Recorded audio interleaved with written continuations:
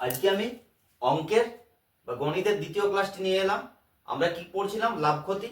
লাভ ক্ষতির আমরা 4টে অঙ্ক করেছিলাম প্র্যাকটিস, ঠিক আছে?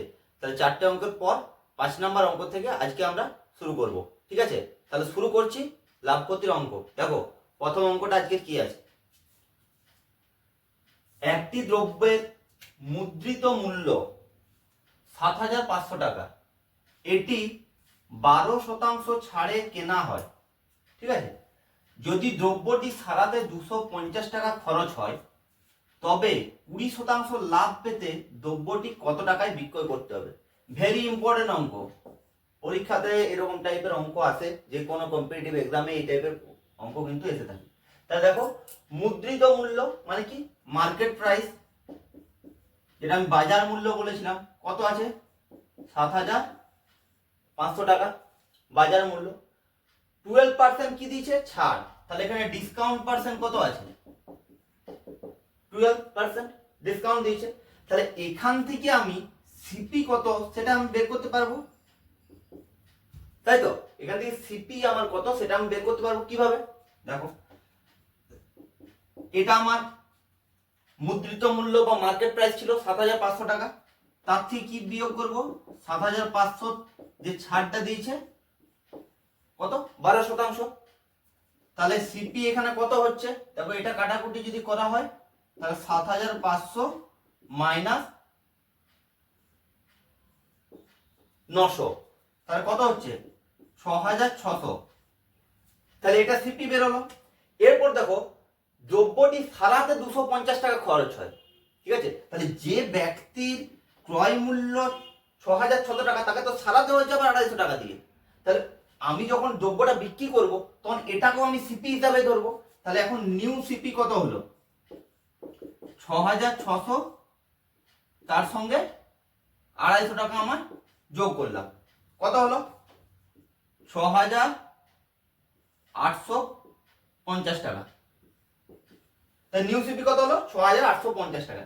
এর উপর 20% আমাকে লাভ করতে হবে, ঠিক আছে? এর উপর 20% লাভ করতে হবে।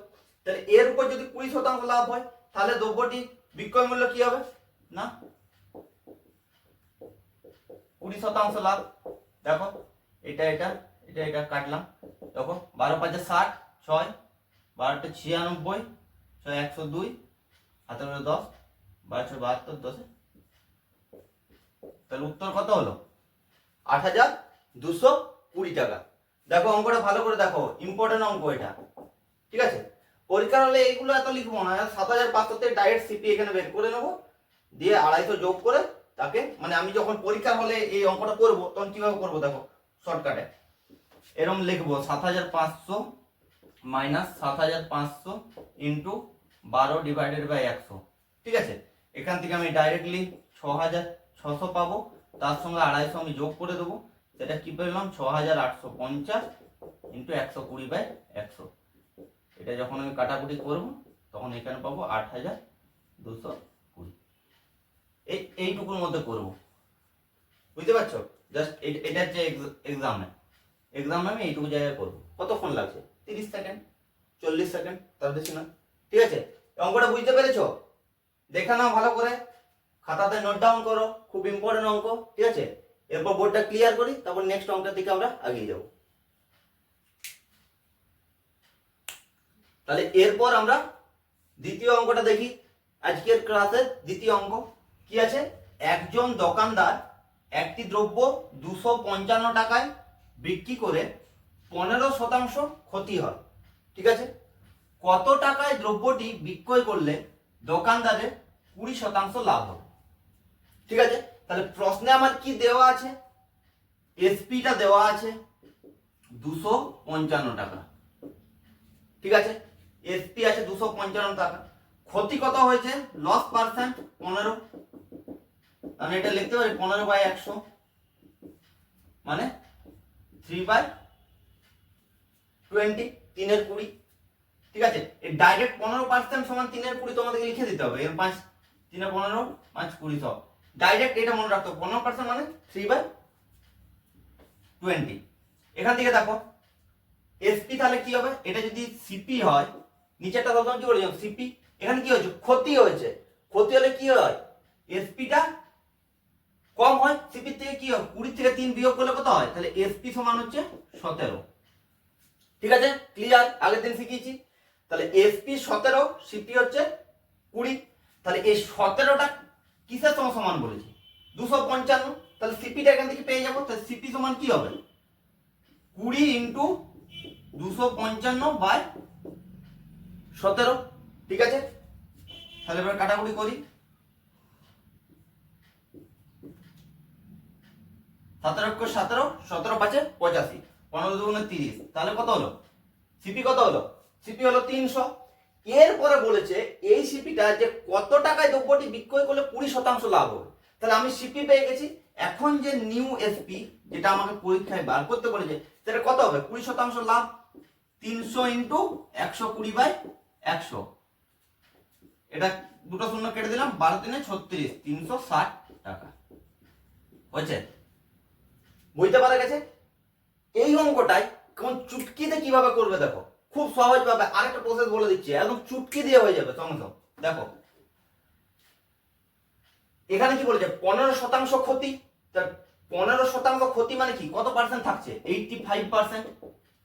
এই 85% ইকুয়াল টু কত, 255। ঠিক আছে, বার করতে কত বলেছে, 20% লাভ, তার মানে কি 120% সমান কি হবে, 255/85 ইন্টু 120। দেখো 17 5 85, আর এটা হচ্ছে 17 × 17, 17 5 85, 5 3 15, 360। দু লাইনে হয়ে যাবে, 10 থেকে 15 সেকেন্ড লাগবে। দেখো এটা একটা খুব ইন্টারেস্টিং প্রসেস। ঠিক আছে, এই প্রসেসটা পরীক্ষা হলে কাজে লাগাবে, খুব খুব সহজে করা যাবে। বাই চান্স যদি ভুলে যাও তখন সেই গতানুগতিক যে প্রসেস দেখালাম সেই প্রসেসে করবে। ঠিক আছে, বোঝা গেছে, দেখে নাও দুটোই। এটা অর হিসাবে খাতাতে নোট ডাউন করো। ঠিক আছে, এই দুটো পদ্ধতি তোমরা শিখে থাকো এবং লিখে রাখো খাতাতে। এরপর আমি 3 নম্বর অঙ্কের দিকে যাব।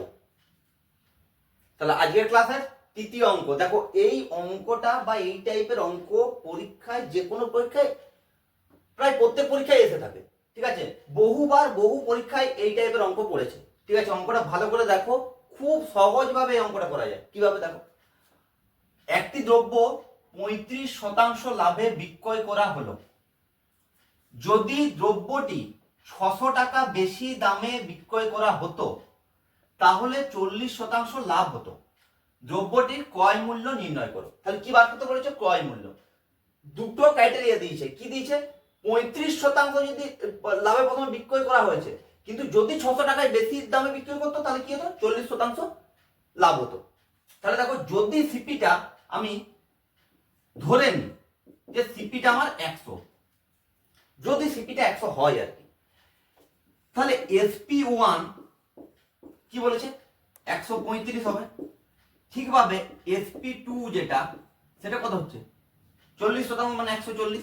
এখান থেকে পর্যন্ত বুঝতে পারা গেছে, লাভ হয়েছে, তার মানে 100 সঙ্গে যোগ হবে, 135 140। SP1 135, SP2 140। দেখো কিভাবে, কি ট্রিক্সে করবো অঙ্কটা, খুব সহজ ভাবে। এই দুটো ডিফারেন্স কত, কত ইউনিট না, 5 ইউনিট। 140 থেকে 135 বাদ দিলে কত হয়, 5 ইউনিট। ভালো করে দেখো, এই 5 ইউনিটটা কার সঙ্গে সমান, এই যে 600 টাকা বেশি দামে বিক্রয় করার জন্য 40% লাভ হয়েছে, 35 থেকে 40। তাহলে 5 ইউনিট ইকুয়াল টু 5 ইউনিট কার সঙ্গে সমান, 600 সঙ্গে সমান। তাহলে সিপিটা কত আমার, 100 ইউনিট। আমি কত ধরেছি, 100 ইউনিট। তাহলে 100 ইউনিট কত হবে, 600। আচ্ছা এই দিকে করছি আমি, 100 ইউনিট, 100 ইউনিট কত হবে বার করছি। দেখো 5 ইউনিট সমান মানে হচ্ছে 600, 5 ইউনিট 600, 100 ইউনিট সমান কত হবে, 600/5 ইন্টু 100, 5 20 কি হলো, 12,000 টাকা। দেখো কত সহজ ভাবে করলাম, 2 লাইনের অঙ্ক। এটা মুছে দিচ্ছি এখানটা। 5 ইউনিট ইকুয়াল টু 600। দেখো দুটো SP1 SP2 বার করলাম, কত ইউনিট ডিফারেন্স হলো সেটা যত টাকা বেশি দামে বিক্রি হয়েছে তার সঙ্গে সমান। তাহলে 100 ইউনিট কত দেখে নিয়েছো প্রসেস। ঠিক আছে, কমেন্টে জানাবে কেমন লাগছে প্রসেস। এরপর আমি 4 নম্বর অঙ্কের দিকে আগাবো। তাহলে আজকের ক্লাসে 4 নম্বর অঙ্ক, এটাও খুব ইম্পর্টেন্ট। আমি আজকে যে অঙ্কগুলো করাচ্ছি এগুলো বেশিরভাগই কোনো না কোনো পরীক্ষায় এসেছে এবং আসবে, আগামী দিনেও আসবে এরকম টাইপের, শুধু হয়তো ডেটাগুলো চেঞ্জ হয়ে যেতে পারে কিন্তু টাইপটা এরকমই থাকবে। দেখো অঙ্কটা দেখো ভালো করে। একজন ব্যক্তি 1 টাকায় 8টি কলম ক্রয় করে এবং 1 টাকায় 6টি কলম বিক্রয় করে, তাহলে ব্যক্তির শতকরা লাভ কত হবে? দেখো এই অঙ্কগুলো কমলা লেবু দিয়ে আছে, আপেল দিয়ে আছে, ডেটাগুলো হয়তো চেঞ্জ থাকে কিন্তু প্রসেসটা একবার শিখে রাখলে এরকম যে অঙ্কই পড়ো তোমরা করতে পারবে, খুব সহজে করতে পারবে। কিভাবে দেখো, আমি এরকম দুটো জিনিস এখানে নিয়ে লিখে নেব। একটা হচ্ছে তোমার প্রাইস একদিকে লিখবো, আর এদিকে হচ্ছে কোয়ান্টিটি।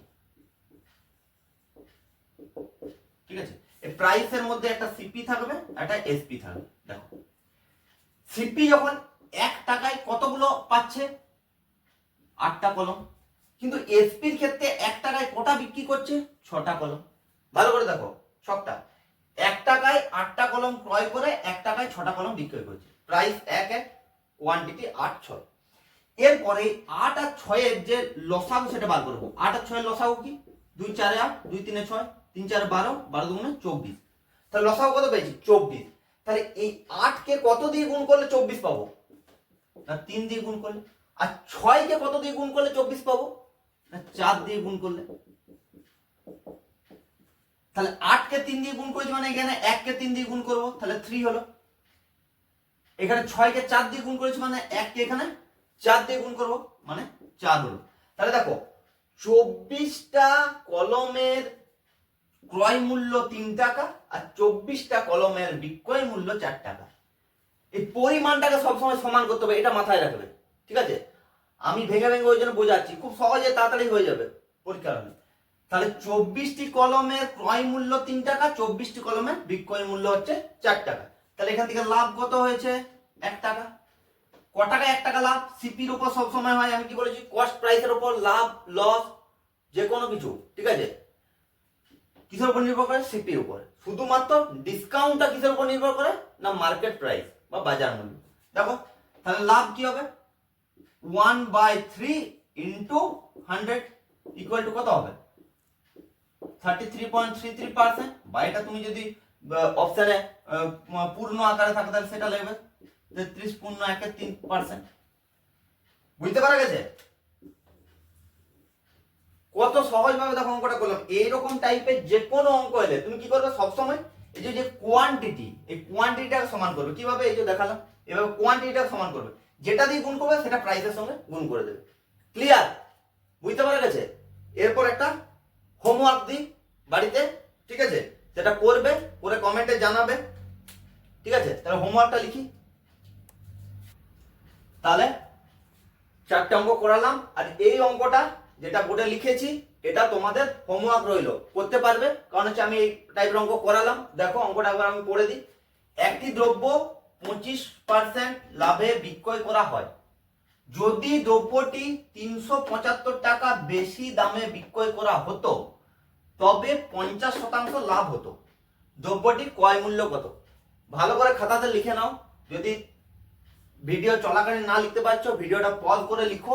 ঠিক আছে, তারপর খাতাতে করো। কোনো প্রবলেম হলে কমেন্টে জানাবে, আর উত্তর কত হলো সেটাও কমেন্টে নিশ্চয়ই জানাবে।